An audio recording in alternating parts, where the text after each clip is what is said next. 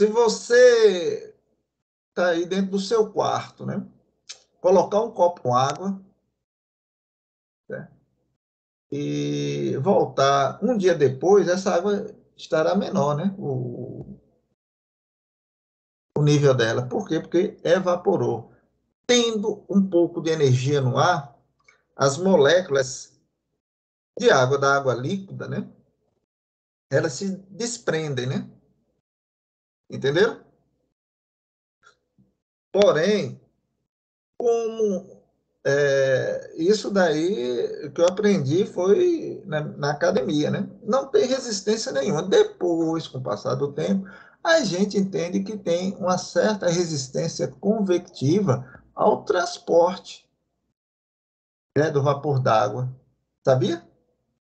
E o que é convecção? Vocês já ouviram falar? Convecção? Aí o colega vai lá, né? O Dr. Google e tal. Então tem Pai convecção, dos burros modernos, professor. O pai dos burros modernos, a gente vai lá, né, pesquisar, né? viu? É a ascensão do quê? Vertical, né? Então, por exemplo, uma chuva convectiva é uma chuva em que os nossos antigos, né, dizia, poxa, fez muito calor hoje, vai chover. Você lembra? Então, por quê? Houve uma ascensão, né? Uma ascensão do vapor d'água, né? E foi até o finalzinho da tarde quando desabou, né? Lógico, tendo umidade. Mesmo que a gente não perceba, o tempo esteja quente, tendo umidade, aí nós chamamos de chuvas convectivas. E as outras chuvas são chuvas de frente, né? Então, e essa parte, essa resistência convectiva, existe mesmo em superfícies livres, né? Lâminas de água, certo? Mas é mínima, né? Tem-se, mas é mínima, certo? E o que é evaporação é um processo físico de mudança de fase do estado líquido para o estado de vapor, tendo o vapor a uma temperatura inferior à da ebulição, ok? Por isso que eu dei aquele exemplo, ó, o copo está aqui, mas você volta no outro dia, tem um nível mais baixo. Mas não deixem não, viu, por conta da dengue. O que é transpiração, né? Transpiração também é a mudança da água do estado líquido para o estado de vapor, também numa temperatura mais controlado biologicamente pelas plantas e animais. E como é esse controle biológico, né? Bom, primeiramente, vamos tirar os animais aí do meio, né? Por que vamos tirar os animais do meio? Se a gente está no meio da rua, um sol escaldante, o que é que a gente faz? Se não tiver uma sombrinha, claro. Fica no meio da rua, Procura uma sombra, professor. se desloca, procura uma sombra, entendeu? Os animais fazem isso, o rebanho, né? Tá, a gente vai procurar aquela arvorezinha ali e tal. E as O plantas. senhor conhece bem a região, sabe que aqui em Paulo Afonso não adianta muito, né? Procurar sombra, né? Não, mas mesmo assim, Sei, mas sei, mesmo sei. assim sai procurando, vai para perto de um rio, né? Por causa da zona que a gente chama a borderlayer, né? Porque aquela zona de umidade que cerca o rio, que também cerca as árvores, né? Mas se não tem árvore, vai até a gente, né?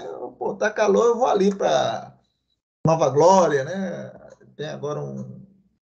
Vocês estão entendendo?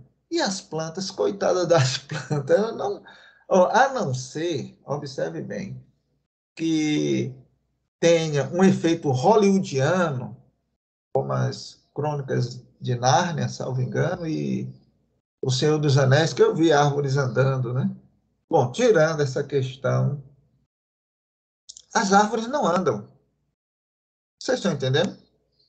E como é que elas fazem para não perder tanta água? Aí sim, o controle biológico por meio dos estômatos, né? Aí tem outro problemazinho Vocês já ouviram falar o que é estômatos? Eu tenho que interagir para... Eu sim, professor. Acho que Hélio também. Nós somos da Vocês área são biólogos, né? biológica. Ótimo. Isso. Então, por gentileza, para que servem os estômatos? Os estômatos, eles são responsáveis pelas trocas gasosas do vegetal. São anexos Exatamente. epidérmicos, as células da epiderme, da folha, no caso, né? Olha, exatamente. Professor, o senhor com um orientando desse está feito, viu, professor? Viu lá? A explicação. Então, observe bem, as trocas gasosas. O oxigênio é gás? Sim. O CO2 é gás? Eu estou vendo até aqui, né? Tá vendo? Sim. O vapor d'água é gás? Sim. Agora, a planta, no bom sentido, ela fica doida. Ela não pode fechar totalmente os estômagos, porque ela vai parar de respirar e parar de fotossintetizar. Porque ela não é responsável pelas trocas gasosas, os estômatos não são responsáveis pelas trocas gasosas. Então, ela tende a fechar um pouco os estômatos para perder água, evitar a perda de água, né? Vocês estão entendendo? Ou seja, essa transformação do estado líquido para o estado de vapor. Que ela tem água dentro, a planta tem água dentro dela, né? Que ela puxa ali do solo, que eu mostrei na outra aula, né? Porém, ela não pode fechar totalmente os estômatos. Entendeu? Não pode. Por que não pode? Porque se ela fechar totalmente os estômagos, ela para de fotossintetizar. Que ela fotossintetiza, né? Os fotoassimilados servem para ela, para a manutenção dela, e migrando para o produto, né? Que eu falei, pode ser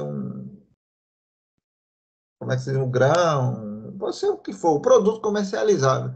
Que na realidade a planta faz isso, não é para alimentar a gente, não, né? Para que a planta floresce e produz? Para se perpetuar. Mas nós que somos espertos, nós seres humanos, vamos lá e comemos o produto dela, né? Mas ela não faz isso para a gente, não. Ela faz para se perpetuar, produzir mais semente para se perpetuar. Então, tem-se esse dilema.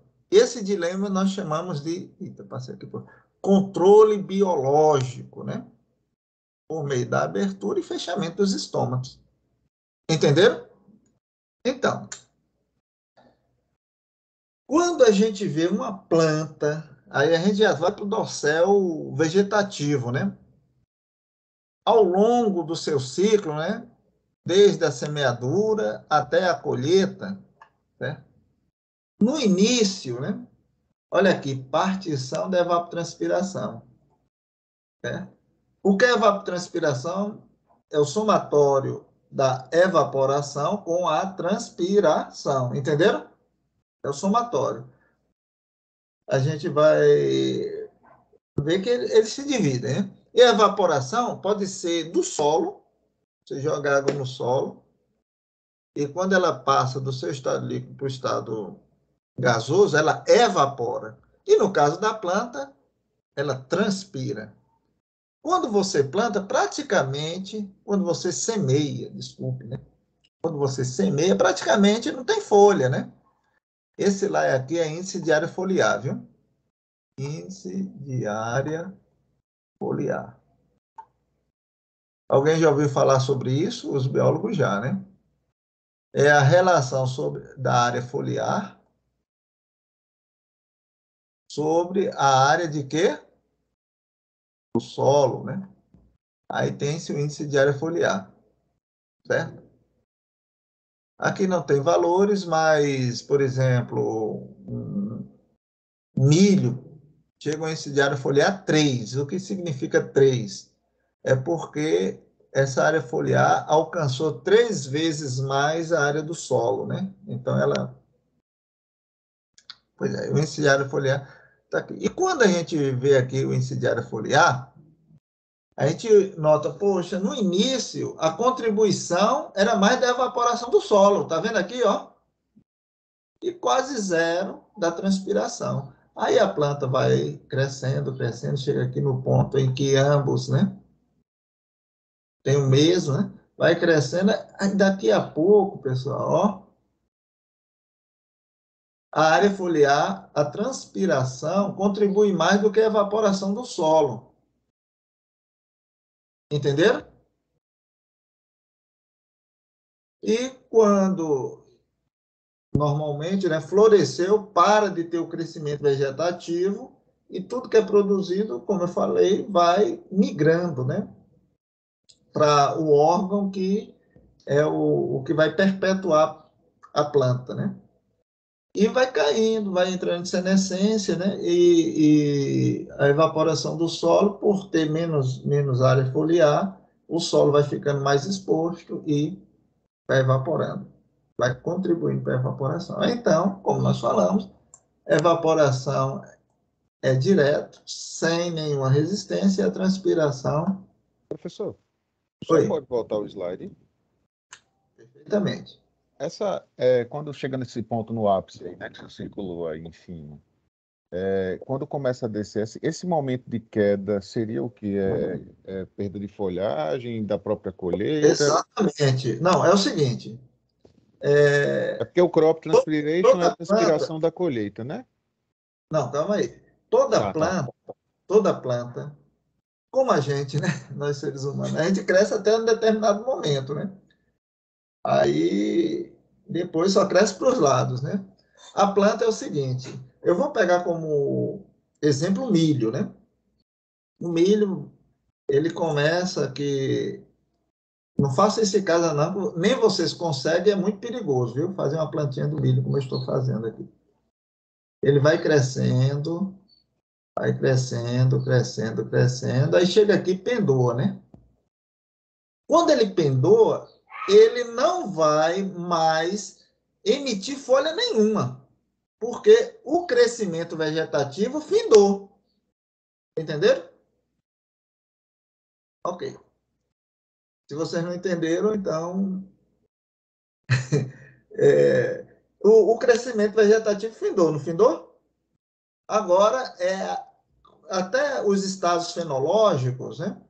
V2, V4, V8, V12, quer dizer, 12 folhas, né? Dependendo do milho. Aí, depois que floresce, aí é o Re, que é o reprodutivo, né? R1, R2, R3, R4, tal. Aí grão leitoso, grão pastoso e por aí vai, né? E esse daqui vai lá e joga o pólen na boneca, certo? Mas o crescimento findou. Findando o crescimento, ele vai entrando em senescência. Essas folhas de baixo vão caindo. Vocês já viram uma planta de milho quando as folhas... Isso acontece com a soja, isso acontece com o feijão. Floresceu, parou de emissão de folhas. Biólogos, estou errado? Entendeu? Agora, eles têm que continuar fotossintetizando. Por isso que há uma queda, mas não uma queda de todas as folhas, porque a área foliar é o aparelho fotossintético da planta. Entenderam? E aqui na senescência até, né? Para algumas culturas, assim, no caso do algodão, a soja mesmo, aí quando chega lá no ponto de colheita, o camarada, o milho não, o milho, o pequeno agricultor, ele quebra, né? Ele quebra e é como se tivesse, assim, vamos dizer, armazenando ali no campo. Ele quebra, né? Mas o milho, quando você vai lá no milho, tira um grão de milho, e quando você tira o grão de milho, a pontinha está necrosada, entendeu? Do grão, é porque não está mais passando nada para. O grão está completo, não está contribuindo com nada. Aí você olha, poxa, as folhas verdes, né? E o grão, né? Está no ponto de colheita e está tudo verde, né? Aí o pequeno agricultor, que não tem uma colhedeira, né? que é que ele faz? Quebra, deixa ali armazenando no campo, aí depois vai lá e colhe. E aquele material, se jogar lá, pode ser incorporado ao solo. Para os grandes agricultores, eles dessecam, né? Dessecam porque até deixar cair todas, até secar tudo, não é interessante. Assim, perde tempo. Aí eles dessecam a soja, o milho, o algodão e por aí vai, entendeu? Mas isso daí é a senescência, é o processo de senescência. E vocês entendem que está no ponto de colheita, mas a área foliar ainda está aqui, vibrante. Depois, essa área foliar, o meu orientador na época, ainda fazia mestrado, ele dizia, olha, depois é só para molhar a plantinha verde, porque não vai servir mais nada. Tirou, tá no ponto de colheita, não precisa irrigar mais, né? Se for irrigado, né? Eu não sei se eu fui claro, mas é porque eu deixei de ser agrônomo há muito tempo, viu? Aqui é só uma ilustração que a transpiração é um processo na planta e evaporação na água livre ou então no solo. Se o solo tiver molhadinho, não tiver uma lâmina igual a essa aqui, né?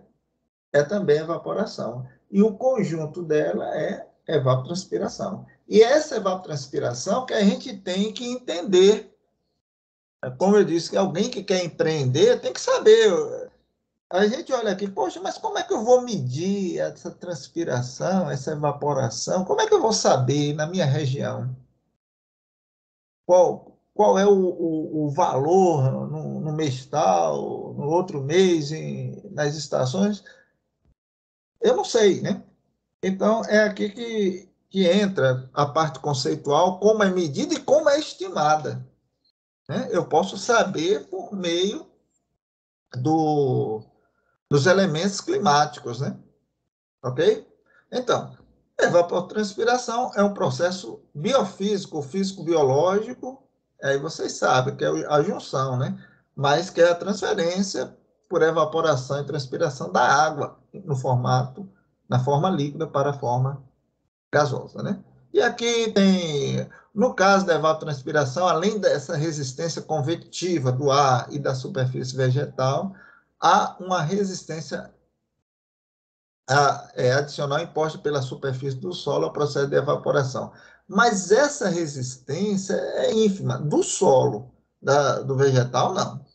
O vegetal, ele tem uma contribuição, principalmente, a gente vai entender quando for olhar as formas, principalmente dos estômagos, que nós chamamos de resistência estomática. Né? Então, mas o que é evapotranspiração? Pessoal, primeiro vamos dizer que não existe nada acima do potencial, né? Se o seu potencial é isso, findou. E trazemos essa, vamos dizer, essa ideia do potencial para a evapotranspiração. Certo? Determinadas regiões têm a sua evapotranspiração potencial e não pode ser acima dela. Entendeu? Outra região pode ter evapotranspiração potencial acima dessa região, mas vai ser um caso específico dela. Mas como a gente pode entender essa parte conceitual? O que é uma evapotranspiração potencial? Primeiro, você sabe que a evapotranspiração é o quê? Uma junção da evaporação com a transpiração. Então, vamos aqui para a conceituação, né? O que é evapotranspiração potencial? É uma lâmina de água evapotranspirada durante um intervalo de tempo a partir de uma extensa superfície horizontal completamente vegetada por uma cor uniforme e em fase de crescimento ativo, sem restrição de água e sob a influência de variáveis meteorológicas. Ou seja, se você colocar no seu imaginário o que é uma evapotranspiração potencial, você vai dizer, olha, é uma evapotranspiração que vai evapotranspirar potencialmente e vai continuar. Por quê? Porque ela não tem restrição de água. Entendeu? Está aqui, ó. É uma planta, assim, de altura uniforme, crescimento ativo, não tem... Então, vai evapotranspirar. Quanto mais evapotranspirar, vai, né? Agora, a única influência é o quê?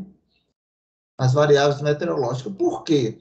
Porque se nesse determinado intervalo de tempo a temperatura for mais alta, vai evapotranspirar mais. Se a temperatura for mais baixa, vai evapotranspirar menos. Mas vai evapotranspirar potencialmente de acordo com essas condições meteorológicas. Entenderam?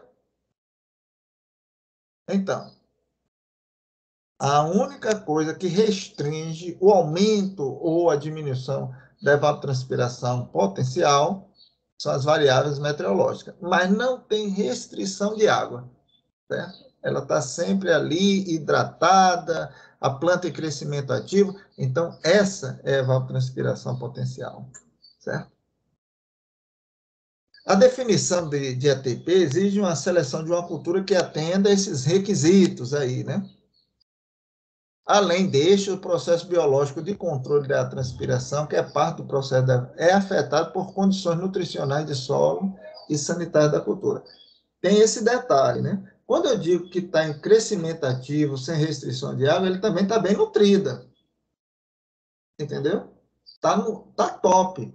Também não tem problemas fitossanitários, de doença, Então, evapotranspirar potencialmente, você tem que estar bem corpo e alma, em termos de água, de Seria comida. condições ideais, né, professor? Condições ideais. Pronto. Aí você está evapotranspirando potencialmente. Certo? Dito isso, a gente vai para o conceito de evapotranspiração de referência, que nos remete para cada evapotranspiração potencial. Por quê? Quando eu digo, por exemplo, né, 70%, o que isso quer me dizer, 70%?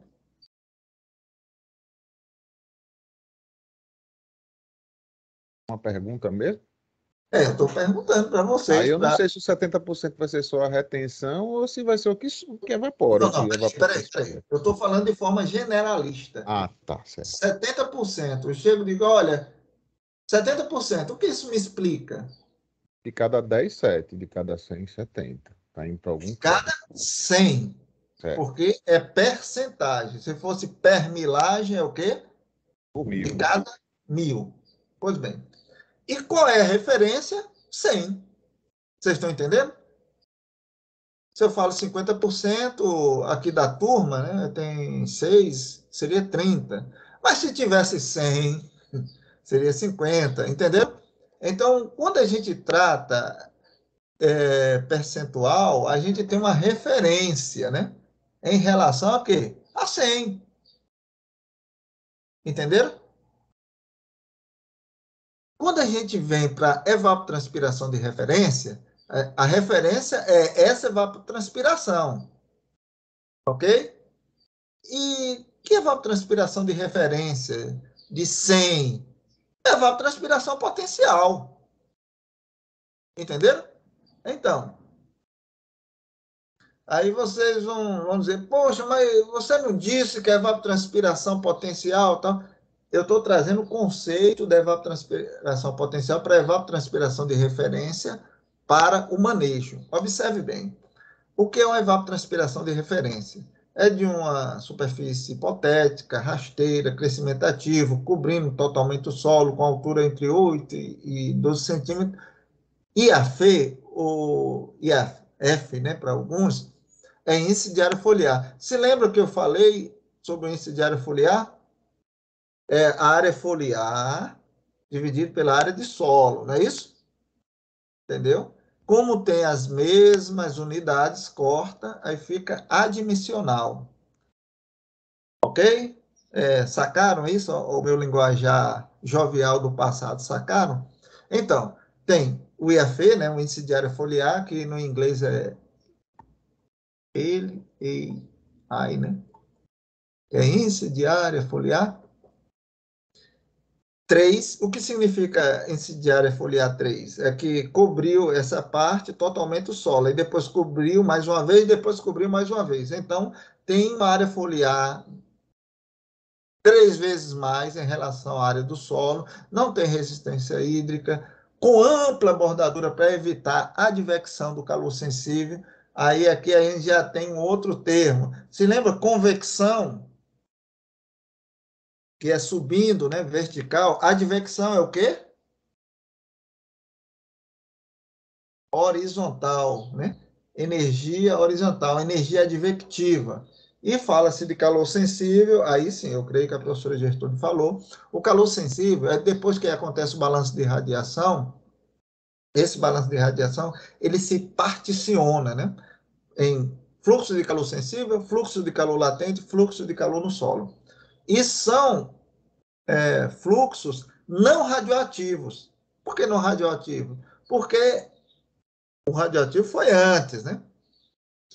Pelo balanço de radiação, tal, aí surgiu, ficou o saldo de radiação, ou radiação líquida, ou o balanço de radiação, ele se particionou. E esse fluxo de calor sensível é o calor, né, energia para aquecer o ar, certo? Que normalmente é dado por H. Tem o fluxo de calor latente, que é o LER, que é para evaporar. E tem o G, né? Fluxo de calor no solo, que G é do ground, né? Para aquecer o solo. E quando a gente fala em evapotranspiração de referência, a gente fala que, olha, é uma planta que, desculpe, é um dossel, né? Que tem uma área de bordadura, essa área, né? Vicinal das vizinhanças, bem ampla para evitar a advecção, para evitar o quê? Que venha um vento quente, por assim dizer, né? Um vento quente e detone tudo aqui, né? Certo? Das áreas adjacentes. Bem, aí a gente tem esses conceitos, né? Da evapotranspiração, que são conceitos, basicamente, a definição proposta pela FAO jogou a resistência da superfície, aí parametrizou, né? O que é parametrizar? Vocês entendem quando eu falo o que é parametrizar? Criar um Criar parâmetro, um né? parâmetro. Exatamente. É jogar um valor ali, que seria um parâmetro, e decidir, olha, é esse aqui. Entendeu? Aí a FAO adotou para evapotranspiração de referência potencial o parâmetro, né, de resistência da superfície 70 segundos por metro. Qual é a unidade de velocidade, pessoal?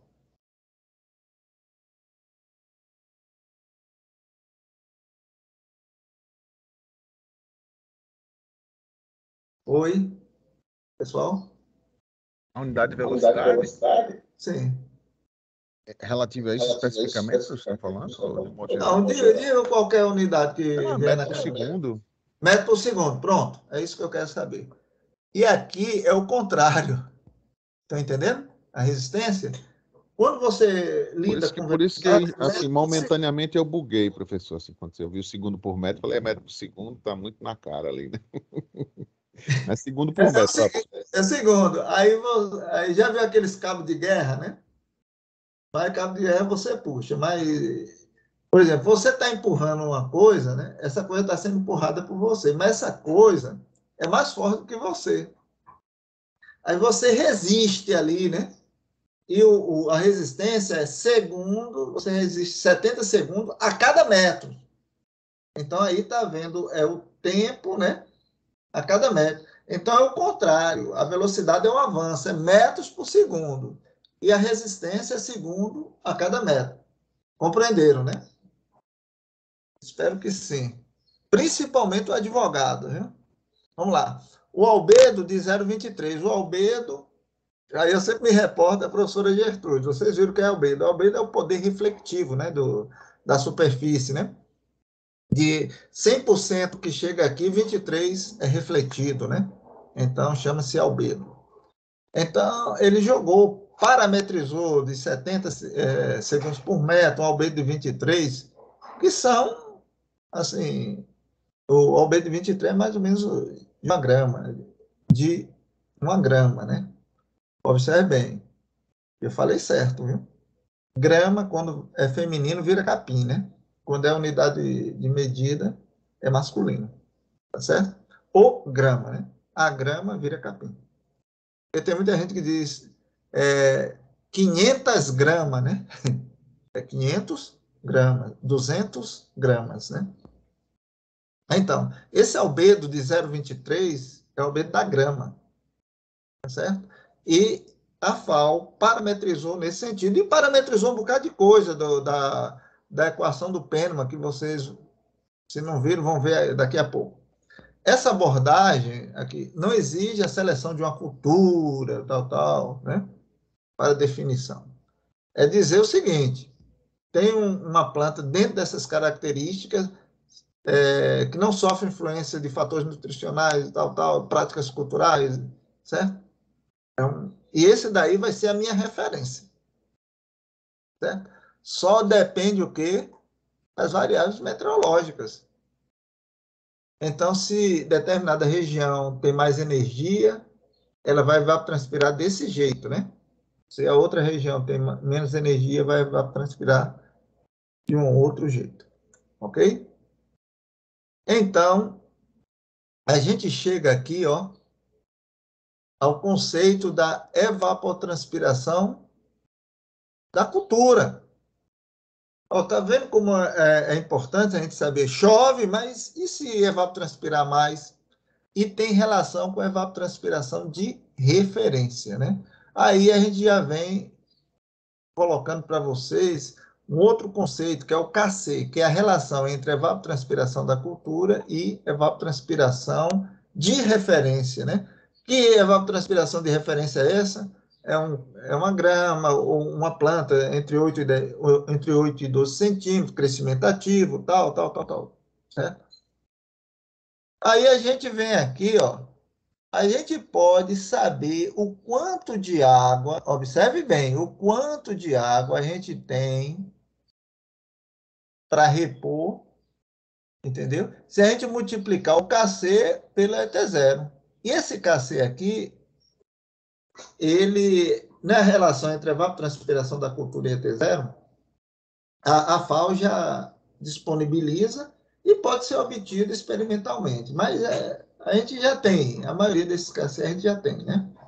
Então, inicialmente, o KC vai ser o quê? Entre 20 e 40, né? Então vai ser 30. Então você vai irrigar, ou a planta vai precisar, só de 30% em relação à evapotranspiração potencial ou de referência. E ele vai subindo e aqui vai descendo, né? Por quê? Porque a planta vai entrando em senescência, que seria a fase final, né? No entanto, né? Tem nas respectivas cabeças o que é KC, que é a relação entre ETC e ET0, e que esse KC, ele varia, né? Varia, tem algumas regiões que diz que varia, viu? Ele varia do início, desenvolvimento, certo? De maçã, alho, milho, ônibus é alho ou cebola, eu não me lembro, né?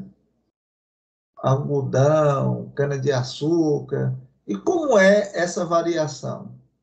Aqui é a variação da cultura anual, entendeu?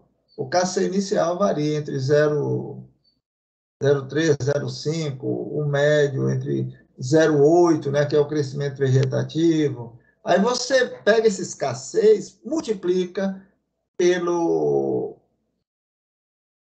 como é que se diz, pela evapotranspiração de referência, o que é que acontece? Você tem evapotranspiração da cultura, que é o que a cultura está pedindo, né? Aí vocês estão vendo aqui, olha, o que é que acontece? Aí você, professor, mas desculpa, mas a evapotranspiração de referência não é evapotranspiração potencial, né? Sim, mas é evapotranspiração de referência. Você vai se referenciar a essa cultura, aí vai, como é que se diz? identificar se a planta precisa mais ou se a planta precisa menos em relação à referência. E essa referência, ela muda de região para região. Certo? Aqui a gente tem os cacês de acordo com uma cultura anual, o capim perene, as culturas perenes, entendeu? Por exemplo, quando você tem uma cultura perene, quando você poda, é como se você semeasse de novo. Ela vai crescendo, produziu, colheu, aí poda de novo, né? Então, e é diferente a parte, o desenvolvimento, o cacê aqui, é diferente desse, né? E é da cultura anual. E no caso de árvore ou florestas, o cacê praticamente é igual. Praticamente não, é igual, né? Entendeu? E no gramado também, né? Nós temos também, aí, isso daí não vou exigir tanto conhecimento da parte de vocês, certo? O que nós chamamos de cacê dual, né? O que seria cacê dual? É que você pega no outro foi cacê único, né? Mas tem um cacê dual em que você divide o cacê pelo KE, que é de evapotranspiração, e o KB, né?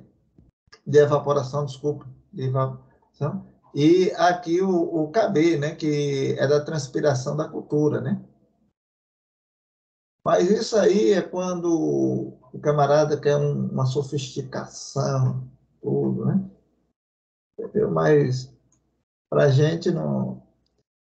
E, finalmente, o conceito de evapotranspiração real. O que seria evapotranspiração real?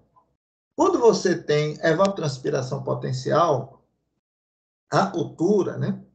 Se você sempre calcular a evapotranspiração pelo que tem da evapotranspiração de referência, a evapotranspiração de referência sempre vai ser potencial, então você vai ter sempre a evapotranspiração máxima da cultura, né? A potencial da cultura. No entanto, quando não se tem irrigação, tá? Você vai perdendo essa evapotranspiração potencial. Essa evapotranspiração potencial, aí eu não sei se vocês já ouviram falar da capacidade de campo e ponto de murcha, né? Aí você tem o que nós chamamos de KS, né? Esse KSzinho aqui, que varia entre 0 e 1. Tá? Então, a evapotranspiração real, se esse KS for igual a 1, é porque tem água aqui no solo, né? Água suficiente. Então, a evapotranspiração real vai ser igual à evapotranspiração potencial da cultura, que é a evapotranspiração máxima, né? Que é o ET0 e o KC, pronto. Agora, se esse KS aqui, ele variar, aí vai se transformar em evapotranspiração real. Certo? Isso aí já é preocupante. Por que é preocupante? Porque aqui nós temos água prontamente disponível, que é a água que está lá no solo, que você está sempre molhando. Se essa água baixar aqui, a cultura já vai sofrer danos, né? Infelizmente. Por isso que tem essa... Então, vamos lá? A evapotranspiração de referência, como eu falei, ela só é influenciada pelo clima.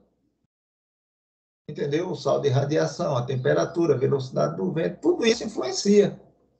A evapotranspiração de referência ou evapotranspiração potencial.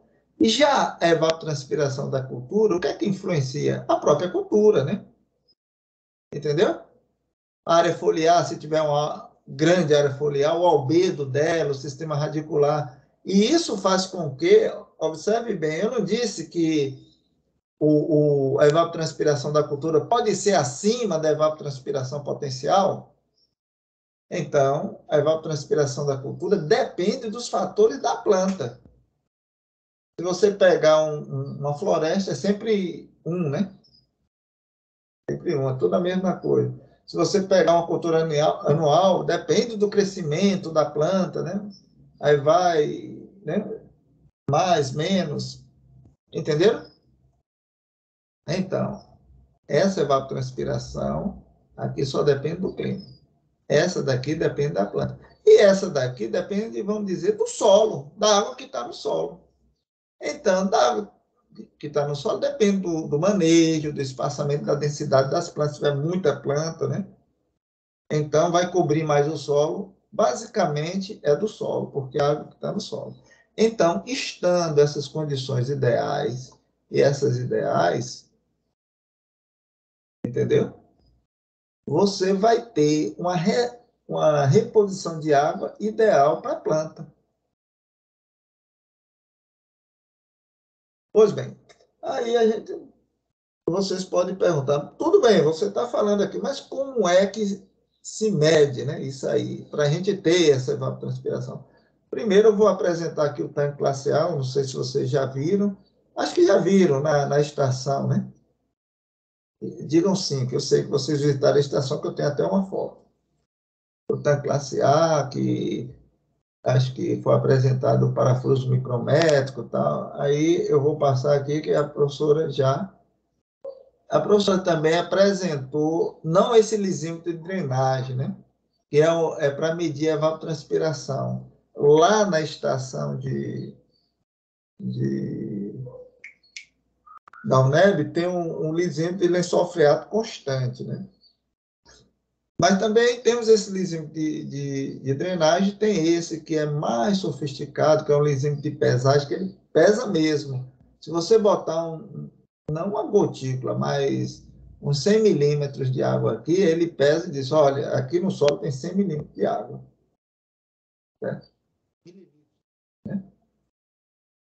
E é porque eu não coloquei aqui o lisímetro de lençol freático constante, mas vocês já sabem, né? O que é um lisímetro. Pois é, tem a medição e, como é que se diz? Eu vou dar entrada aqui, só essa parte conceitual, para a gente entrar na estimativa, né? Então, de tudo que a gente viu, a gente sabe que a saída é transpiração e precipitação, a entrada ou a saída é transpiração e evaporação, e a entrada é precipitação e irrigação. Nesse volume de controle, pode ter um escoamento superficial, subsuperficial, entrando, e pode ter a saída. Na saída aqui pode ter uma drenagem profunda ou uma seção capilar. No entanto, a fórmula mais simplificada da evapotranspiração é o quê? A entrada e a saída. Entrou água em precipitação e irrigação e saiu na drenagem profunda. Pronto. Isso daí é a evapotranspiração. Ou seja, o que saiu do solo mais a planta. Porque esse daqui você retirou, né? Entendeu? Esse aqui é o que entrou, e o que entrou é o que vai sair, né? Vai transpirar o que vai evaporar. Então, temos esses métodos aqui de estimativa, da ETP ou ET0. Né? Tem o método do tanque classe A, que é um método que você tem, né? Evapotranspiração do tanque, que você multiplica pelo Kp, que é o coeficiente do tanque, né? P é PEM, né? Que é tanque em inglês. Isso aí depende se esse tanque ele é rodeado de grama ou ele é de solo nu. Aí a gente chama caso A e caso B, certo? Se ele é rodeado de grama, aí ele tem uma equação. Se ele é rodeado de solo nu, tem outra equação. Por quê? Porque nós chamamos de FET, que é a bordadura, né? É o espaço da caracterização do que está fora do tanque. Aí tem um tanque aqui e tem um FET. Certo? E depois uma outra área, que é uma área seca, que aqui tem o tanque e um FET de área, né? Do solo nu, que aqui chama superfície seca, e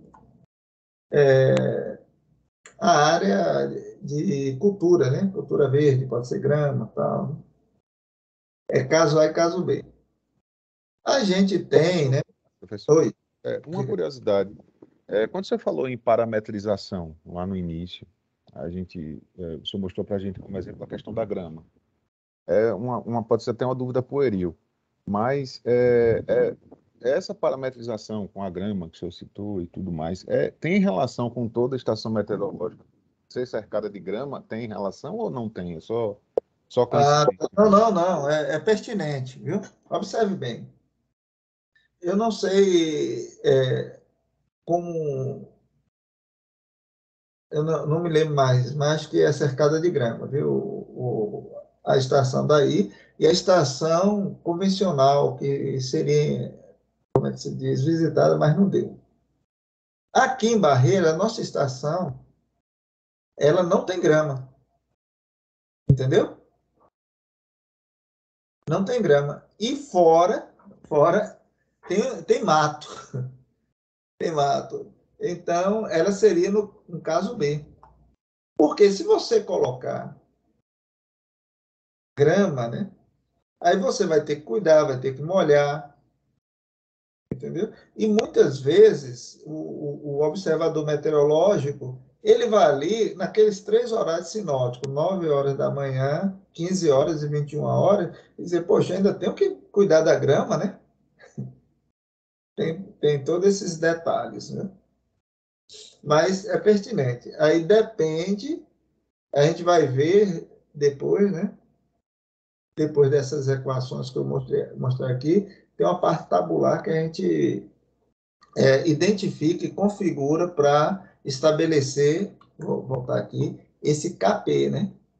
Que é o coeficiente do tanque, que é um termo adimensional. Esse Professor, ETCA, posso diga, continuar questionando nesse mesmo sentido? diga. Digamos, uma estação que ela é cercada por grama, né? Não sei se você está me ouvindo, que ligou o carro aqui, a esposa do carro para sair.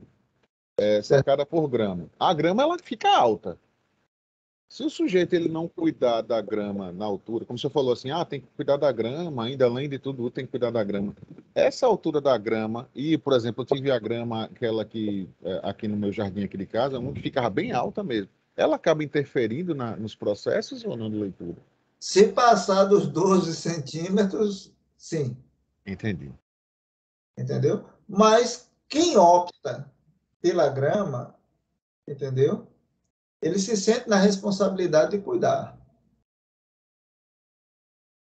ok? Por exemplo, tinha uma estação dentro da UNEB, né, que foi de um programa junto com o antigo CRA, e a gente montou.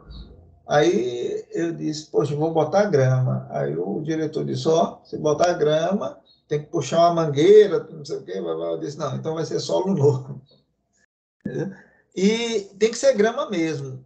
Dizem, né, que hoje não tem mais isso, não, né? Tem um monitor que rodava o país, né, para ver como é que estavam as estações convencionais. Chegou no Rio Grande do Sul, o cara plantou flores, velho, dentro da estação. Entendeu? Não tira isso aí. Entendeu? Além da grama, tinha umas flores lá, um negócio, tá. Tinha até girassol. Mas foi o meu finado professor Disseu Coelho que falou isso. Eu não sei se é verdade, né? Mas, enfim, você determina, né, a evaporação do tanque, que é ali pelo parafuso micrométrico, e multiplica pelo Kp. E esse Kp é de acordo com esses dois casos, caso A e caso B, certo? Tem-se uma equação que você pode colocar lá numa planilha eletrônica, né, que é em função da bordadura, em função da umidade relativa, certo? E em função, cadê? Aqui, da velocidade do vento. Então, tendo esses três dados, você joga nessa equação, obtém um Kp e multiplica pela evaporação do tanque. Isso daqui no caso A, né? E o caso B tem-se essa equação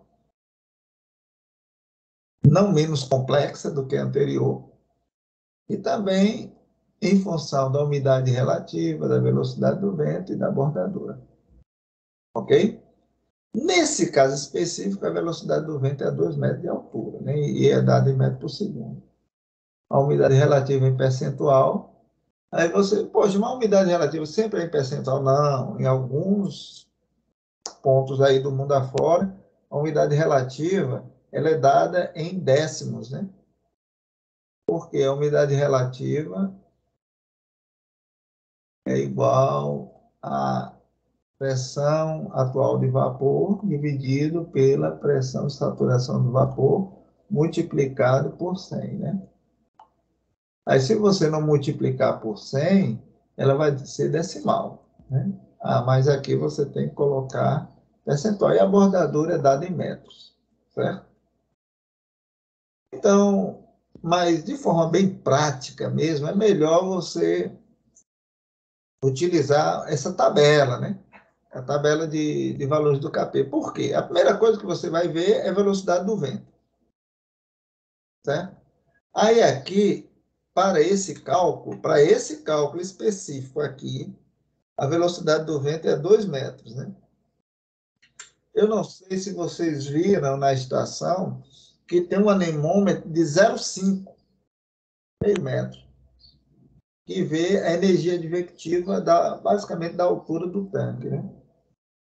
E esse anemômetro, ele mede em quilômetros por dia, né? O cara vai lá, anota, no outro dia vai lá, anota, diminui um pelo outro, e tem os quilômetros por dia, certo?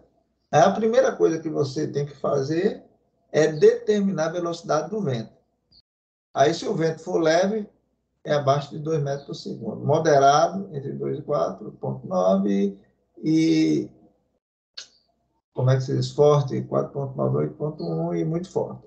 Determinou, por exemplo, foi moderado, aí você diz que agora eu vou trabalhar com esse fragmento aqui. Depois você determina a bordadura, né? A bordadura é de quanto? 10 metros? Aí pronto, aí você vai trabalhar com isso aqui. Aí você vê se é circundado por grama ou solo nu. É por grama? Aí eu vou trabalhar com isso aqui. E por fim, vem a umidade relativa. For menor de 40, fica entre 40 e 70 e acima de 70, aí você escolhe o 0,6, o 0,7, o 0,75. Entendeu? Aí pega esse termo aqui, multiplica pelo evaporação e tem-se a evapotranspiração potencial.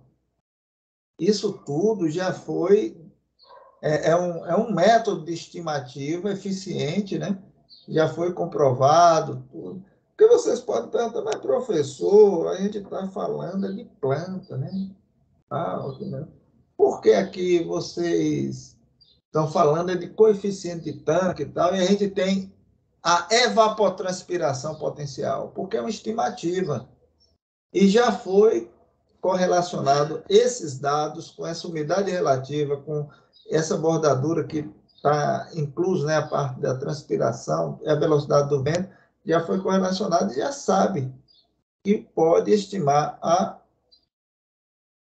como é que se diz, a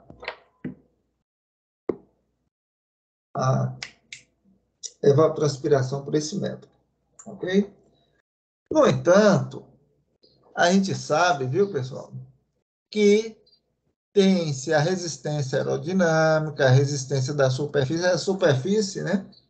Daqui tem a parte da resistência estomática, tem tudo isso. Então, o Penman, ele originalmente, essa é a equação original, ele buscou todos esses, vamos dizer, todos esses elementos e montou nessa equação aqui, certo?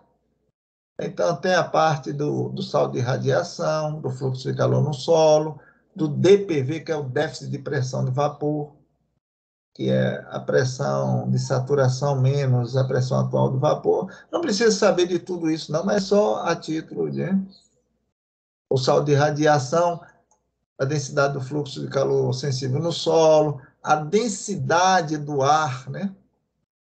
Densidade do ar, o calor específico. Você sabe o que é calor específico? Ainda se lembra da parte da termodinâmica, da física ligada à termodinâmica? O calor específico, por exemplo, o calor específico da água, eu falei até do calor específico do alumínio, eu disse que o calor específico do alumínio era pequititito, e o calor específico da água era maior. O calor específico é vamos dizer, o tempo que se aquece, né? Então, o calor específico do alumínio é rápido, né? Você aquece, ele esquenta logo. O da água, não. O da água demora um pouquinho. Por isso que digo que o calor específico da água é enorme, né? Entenderam? Aí tem o calor específico, a resistência convectiva, aquela resistência ao fluxo de calor sensível no ar, a derivada da curva de pressão de saturação, essa constante psicrométrica, né? Que, não sei se a professora Gertrude falou, é quando a gente faz a confluência, né, das duas equações do calor sensível com calor latente e determina a pressão atual de vapor. E dentro dessa pressão atual de vapor tem essa constante psicométrica, né? E, finalmente, a resistência da superfície, né, ao fluxo. A resistência dessas... Opa! Fiz isso aqui. Voltando.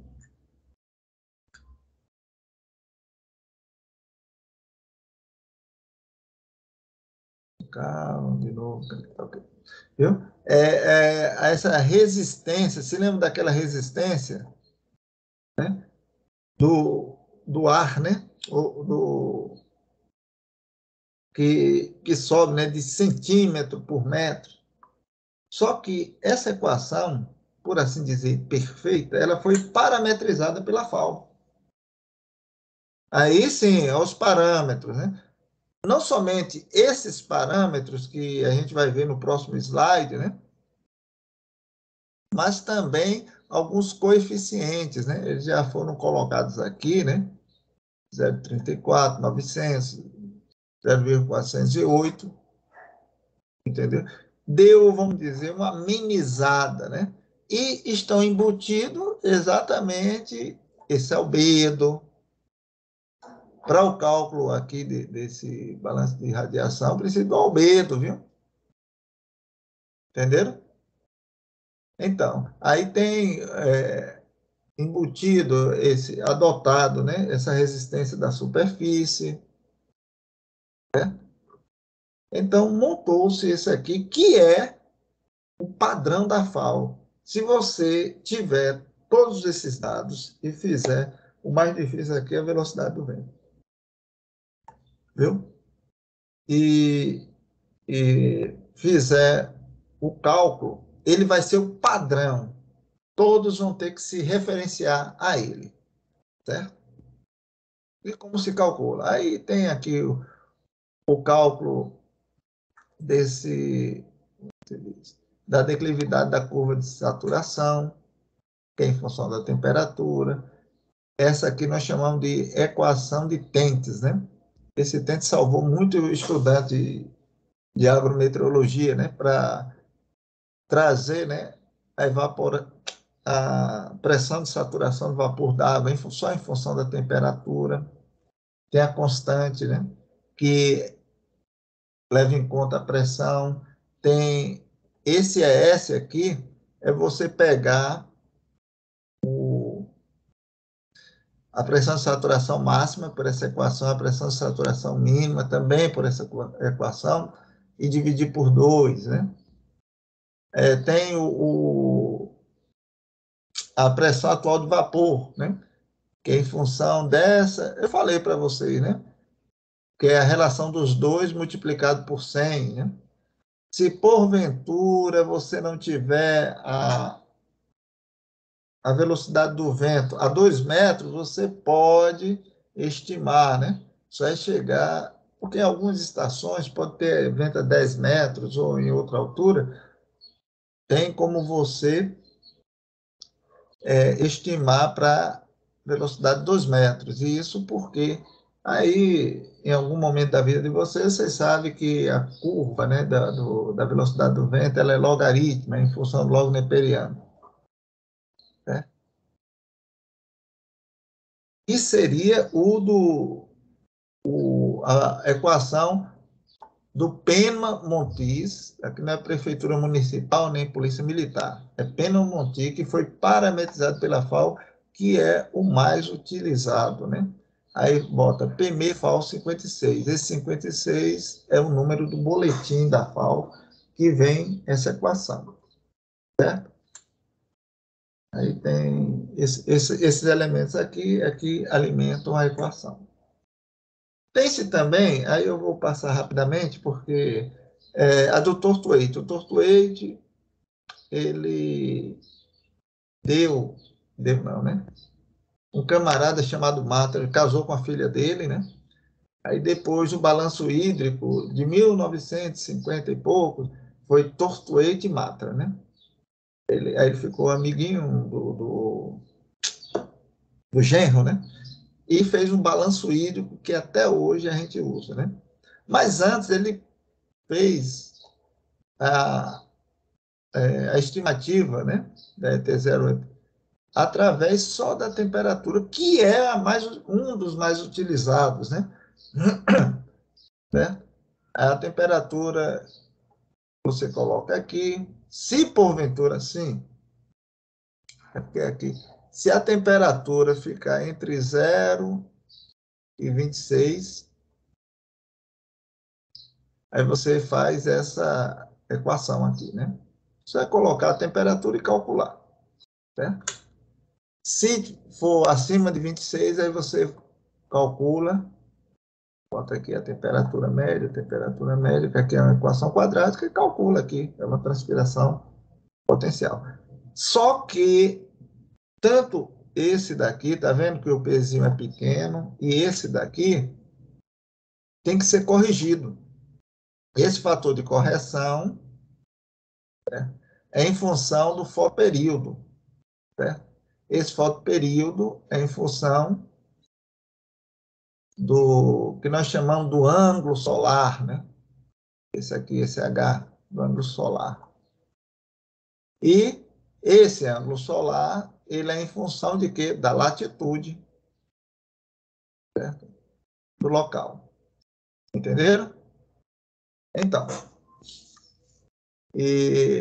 por que tem que se calcular tudo isso, né? Porque a Terra ela tem uma inclinação, e essa inclinação, para cada latitude, vai criar um ângulo do Sol, certo? E esse ângulo influencia a energia que chega.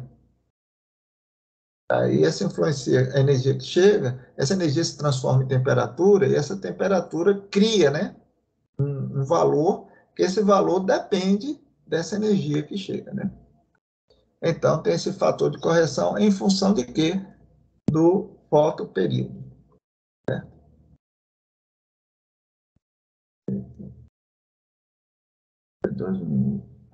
É porque estava ligando. E também tem outros métodos, né? Tem o do Brandt-Euclide, do radiação, do Hargreaves-Samani, né?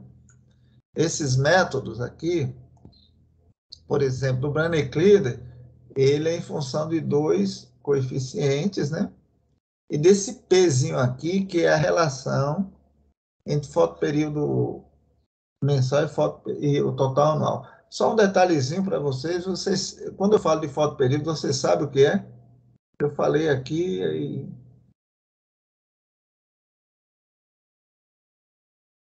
A professora explicou semana passada, é o tempo de... Insolação, não? Iluminação. É a luz, foto, né? A luz, isso. Foto. É o período, né? E vocês sabem, né, que, por exemplo, o fotoperíodo já perto da linha do Equador, na linha do Equador, 12 horas, 12 horas, né, de sol, e vai diminuindo de acordo com as estações do ano, aumentando, então o fotoperíodo vocês estão por dentro. Outra coisa, o fotoperíodo, ele é fixo, né? Tem uma equação, como vocês viram lá, né?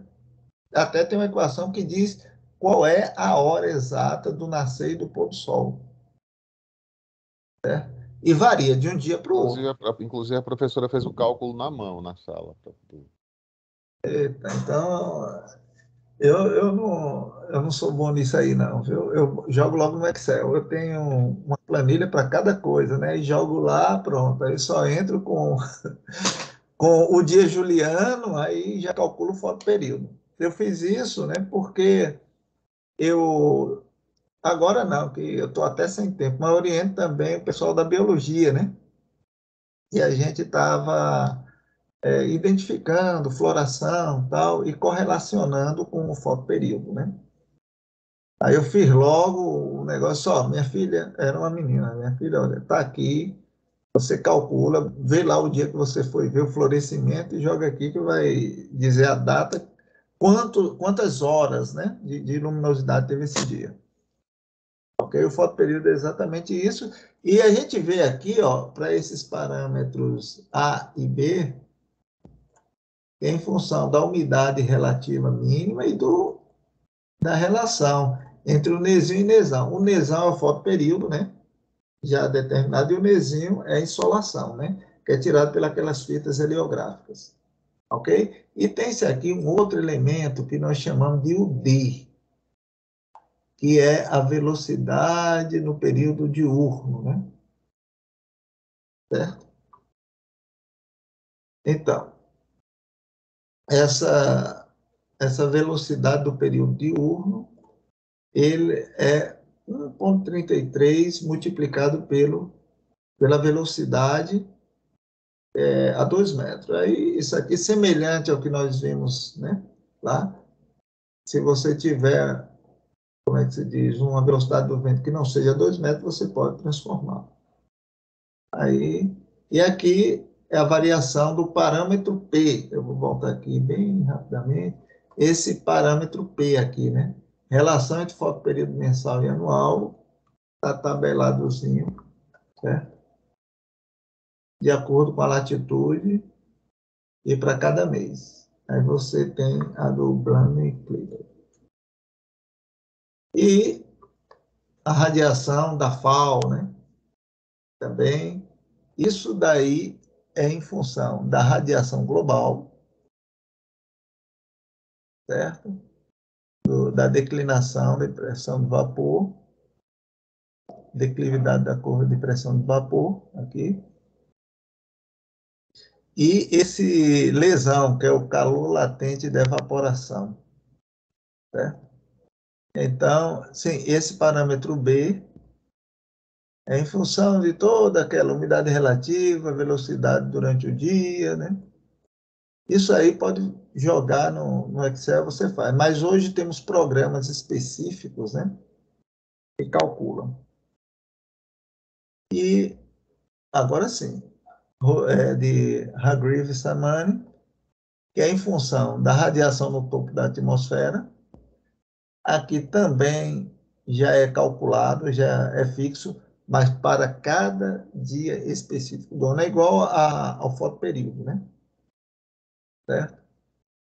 O Lê é a mesma coisa, lá a temperatura máxima e mínima e a temperatura média. O Lê é o calor latente. Então, eu coloquei só 4 aí, viu, pessoal? Mas tem vários. E como é que você vai escolher um método para estimar a evapotranspiração? Primeiro, você tem que saber a disponibilidade de dados. Se você não tiver dados completos, né, então nem faça a do Penman-Montis, aquela mais complexa, né? Depois você quer o quê? Diário, mensal? Aí a do Tortueito é mais simples e para a escala mensal, né? Diário, você pega de Hargreaves, do outro, e se tiver os dados, pega do Penman-Montis. Alguns trabalhos, acho que vocês, eu não sei se vocês tiveram acesso, né? Tem uma comparação, uma regressão do padrão da FAO com outras que têm menos dados, né? Aí, se tiver uma correlação boa, acima de 80, 90, utiliza esse que tem menos dados, né? E, por fim, as condições climáticas. Aí, aqui é um mundão de coisa. Por exemplo, Tortuete, aqui, né, subestima a evapotranspiração em região de clima seco, né? Enquanto Hargreaves superestima em região de clima úmido. Aí você teria que ter também alguns trabalhos, dizer, olha, para o Ceará, para Paraíba, para Bahia, eles estão utilizando mais o quê? Né? Aí, aqui a gente fecha, né, o nosso, a nossa parte, né, em relação à evapotranspiração.